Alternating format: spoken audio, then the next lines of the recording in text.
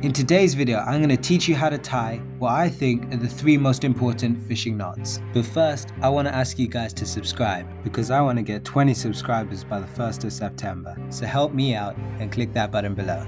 Okay, let's get started. For the purposes of this video, I'm going to use string to tie these knots, but obviously you do this with fishing line. All that you'll need apart from the line is a pair of scissors and the item that you want to tie to the line. Now this is a homemade cork float.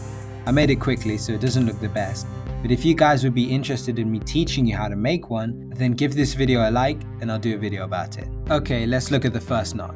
This is called a half blood knot and it's one of the first knots I ever learned to tie. It's perfect for tying hooks, weights or lures, anything you want, to the end of your line. To tie it, thread your chosen item onto the line. Then loop the line back around and twist it.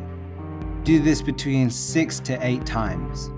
To finish the knot, there would have been a loop created by the twisting, and you've got to poke the end of the line back through this loop. And then all that's left to do is to use scissors to cut off the tag end.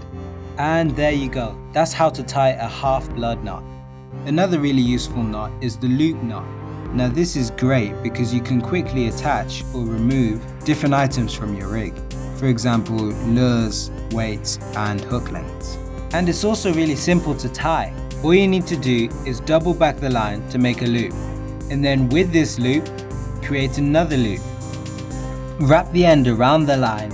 Then poke the end through the loop you've created and you should see a figure of 8 shape form. That's why it's called the figure of 8 loop knot. Pull tight, trim the tag end, and you successfully tied this knot. On to the final knot. This is the loop to loop knot and is useful for attaching hook lengths to your main line. It's pretty simple to tie. Thread your main line through the other loop and then thread the hook, or in this case float, back through the loop of the main line and then pull tight. And there you go, now you can tie those 3 knots. So if you found this video helpful, please like and subscribe and we'll see you in the next one.